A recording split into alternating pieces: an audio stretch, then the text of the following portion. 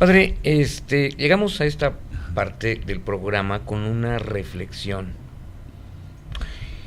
El Papa Francisco hace su primer visita a Turquía.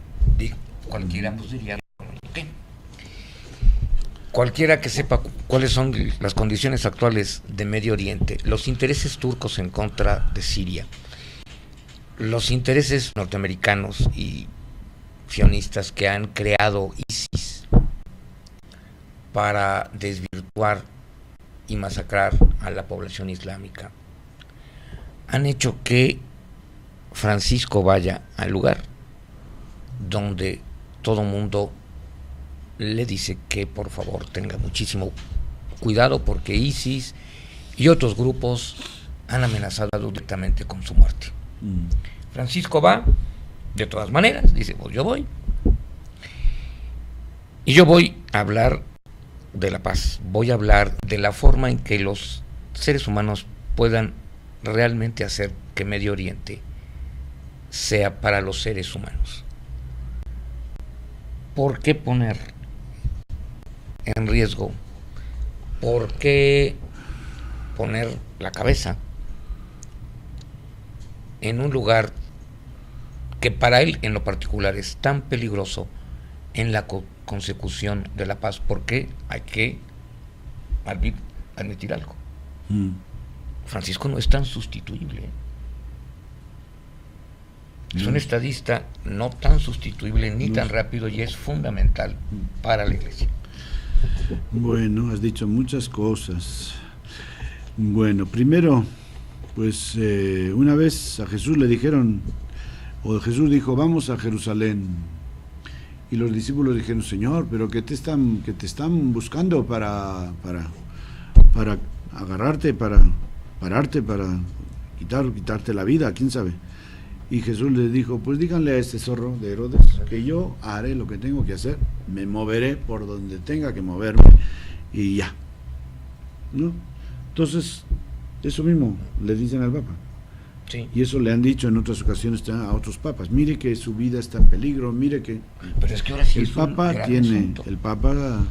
tiene su espíritu y digamos tiene la conciencia de su misión, etcétera, y no lo vive de acuerdo con unos criterios humanos, civiles, de conveniencia. Es como si tú ves cómo el Papa se mueve en medios de locomoción mucho más libres que lo han hecho otros papas, ¿verdad?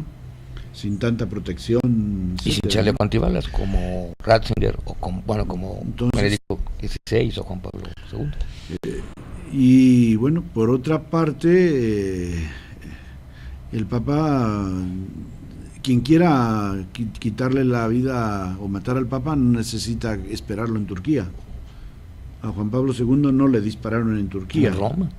En su propia casa. En su propia casa, en Vaticano. No, entonces, eso es un poco ridículo. O sea, tú cumple tu misión y la fe, y eso el Papa lo tiene clarísimo, que su protección está en Dios y que él tiene que cumplir su misión y no reducirse. Se supone que al Papa lo han invitado, bueno, se supone no, ciertamente no puede ir a un país si la autoridad de ese país no lo invita. Entonces, claro, el gobierno de Turquía lo ha invitado para hacer ese viaje y juntamente la Iglesia de Turquía.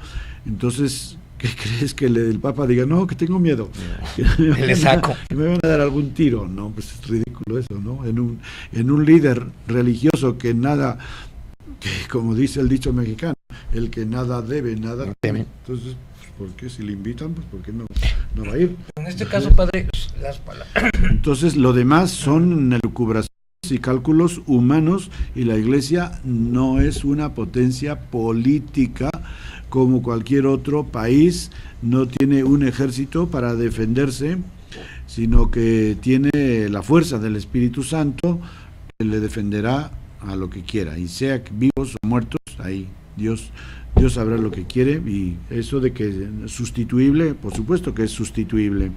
El Papa ya está diciendo que él piensa vivir unos 4 o 5 años más, al menos ser Papa, ¿no? Y después quizá jubilarse y vendrá otro. El Espíritu Santo En la iglesia hay muchos miles de obispos, bueno, varios miles de obispos, y entre ellos pues hay muchos candidatos para ser aunque papas, este ¿no? es un Entonces, gran estadista en muchos sentidos. Ahora, padre, yo lo preguntaba porque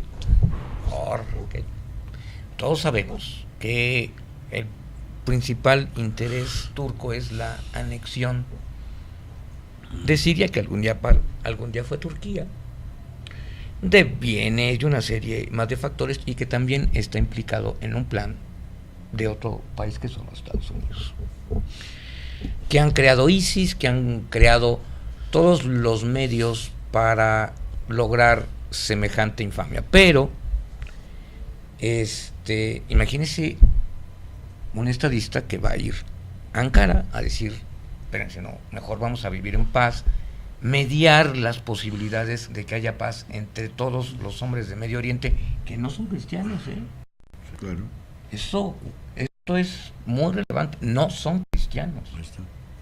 Ahí están, precisamente. Entonces el hecho de que lo invitan porque es un hombre neutral, porque es un hombre que va con la verdad y que va a proclamar la verdad, y la verdad es la dignidad humana, que está sobre todo los intereses partidistas de cualquier grupo humano o intereses sociales, económicos, etcétera. El Papa va a dar testimonio de la verdad. Entonces, pues nadie se tiene por qué sentir ofendido, porque él habla con la verdad, y la verdad, bueno, pues lo que no cae bien es la verdad parcial, pero la verdad absoluta es para todos. El respeto, la aceptación de las etnias y de las culturas, etcétera, pues es el ideal. Claro que quizá hay grupos humanos que son un poco en ese sentido un poco fanáticos, ¿verdad? Como la Iglesia lo ha parecido en sus tiempos, ¿no? De querer que todo el mundo sea cristiano y que todo el mundo, y amenazándolos con la condenación eterna si no entraban a la Iglesia. Bueno, pues quizá ese fanatismo es una fuerza todavía presente en el mundo, pero ¿cómo lo vamos a superar? Pues vamos a superarlo tratando de encontrarnos, de salir al encuentro unos de otros y mirarnos como hermanos, mirar a la otra persona. Eso es lo que San Francisco hizo con el hermano lobo, porque él pues dice, pero hombre, ¿cómo vas a salir ahí a un lobo? El lobo es lobo. Y Francisco, Francisco ¿qué hace? Va por él. Va como hermano.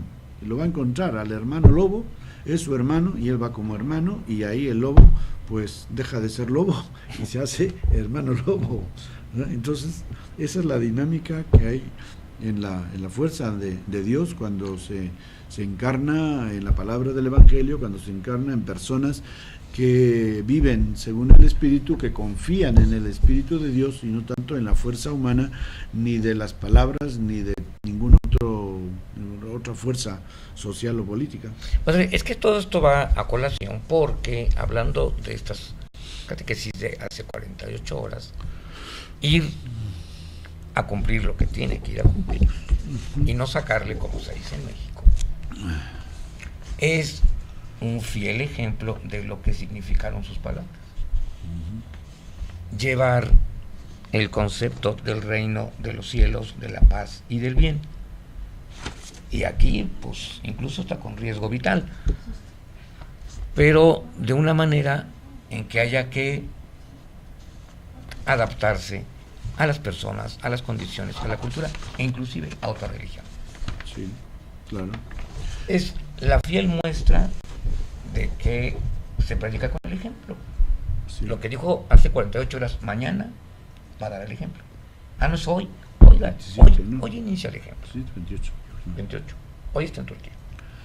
Pues sí, porque la Iglesia, sí, desde el Vaticano II ha hablado en ese sentido de cómo todas las religiones, entre todas las religiones tenemos muchos lazos de unión y de comunión, ¿verdad? Y entonces pues lo tenemos que practicar, no solamente decirlo, sino, y bueno, Juan Pablo II lo comenzó a hacer y lo sigue haciendo, lo hizo Benedicto XVI y lo sigue haciendo Francisco, de demostrar y de ser líderes de la comunión a todos los niveles religiosos, comunión civil y de todos los dinamismos que tocan la vida de la humanidad. Ahora, aquí también es una muestra que a la Iglesia, todos los que fueron, no solamente nos interesan los cristianos, sino también otras religiones y otras personas. Claro, le interesa la persona humana.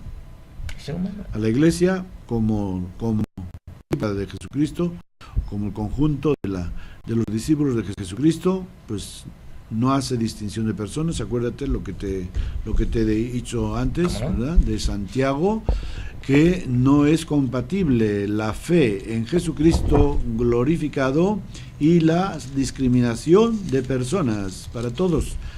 Ténganlo, tomen nota, todos los que se llaman cristianos, de cualquier grupo, religión, iglesia, que esta palabra es para todos nosotros y sería una fuerza de comunión en el mundo y de eliminar todas esas vergonzosas discriminaciones que hacen sufrir y que no solamente hacen sufrir, sino que limitan la vida y la existencia de muchas personas. No entre la acepción de personas en la fe que tenéis en nuestro Señor Jesucristo glorificado. Fíjate. Entonces, si esto es un principio que la Iglesia lo trata de cumplir, con muchas limitaciones, con muchas fallas, lo sabemos, pero el Papa es un paradigma de este principio. Claro. Ahora, ¿qué se requiere? Porque, bueno, ya mediar situaciones así es muy complejo y se requiere de un tacto, de gran conocimiento y de grandes asesores. Sabemos que Francisco es un gran estadista, pero ha tenido que estar en contacto, mediar por la paz, mediar por el derecho de los seres humanos, mediar por la dignidad de los seres humanos, en un punto tan conflictivo donde ha visto a Vladimir Putin, a Barack Obama, etcétera, etcétera. ¿Qué tan complejo, qué tan difícil es una tarea así? Pues yo creo que no es difícil. De plano. Cuando tú tienes el Espíritu de Jesucristo, no es difícil. Porque el Espíritu es el que te va diciendo lo que tienes que hacer. La sencillez. Pues Francisco no era un estadista. Pues ya lo es. San Francisco de Asís.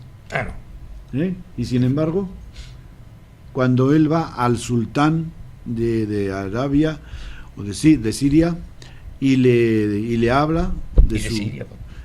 Sí, de Siria. Pues le habla de sus valores, etcétera. Y este hombre dice, se queda admirado, desarmado ante él. Y dice, con gusto me convertiría yo a tu fe cristiana. Con gusto me convertiría, pero no puedo. Tengo otros compromisos. Y entonces, pues, dentro de la sencillez de este hombre que le predica el evangelio así a lo cuerón, digamos, pues lo respeta y manda que lo protejan para que salga de su país y lo conduzcan a donde tiene que regresar, a Italia, y nadie, mientras esté dentro de las fronteras de su país, le pueda hacer ningún mal. Entonces, si quieres, Francisco, el Papa Francisco, que yo sepa, no estudió ciencias políticas para ser un gran estadista, pero tiene el espíritu de Jesucristo. Y ese espíritu es el que te dicta y te dice cómo has de hablar, porque habla en nombre de la verdad, en nombre del amor, en nombre de la paz, en nombre de la fraternidad universal, en nombre de una humanidad que tiene que ser un proyecto de vida para todos los seres humanos, independientemente de razas, condiciones sociales, etnias y religiones.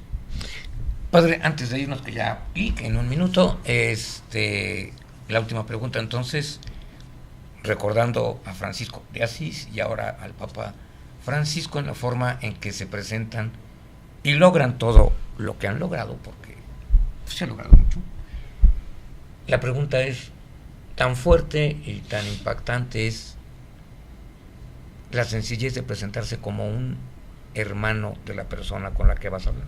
Claro. ¿Qué es lo que ha hecho Francisco también? Bueno, Francisco el Papa. Así es, una clave fundamental que el cristiano la debe de usar o la debe de vivir ¿verdad? Porque sí decimos hermanos, hermanos por aquí, hermanos por allá, ¿verdad?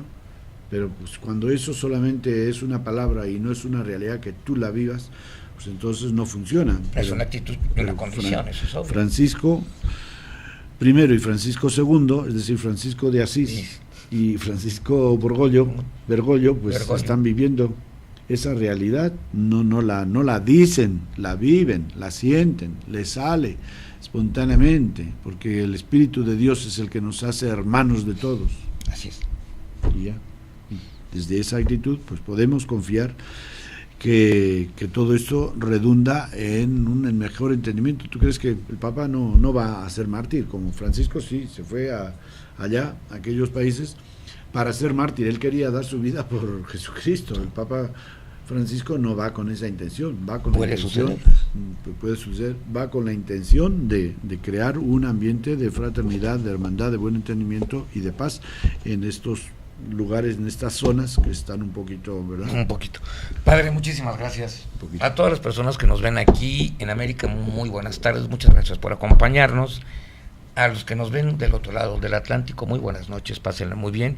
Y a todos les recordamos, como siempre, paz y bien. Paz y bien.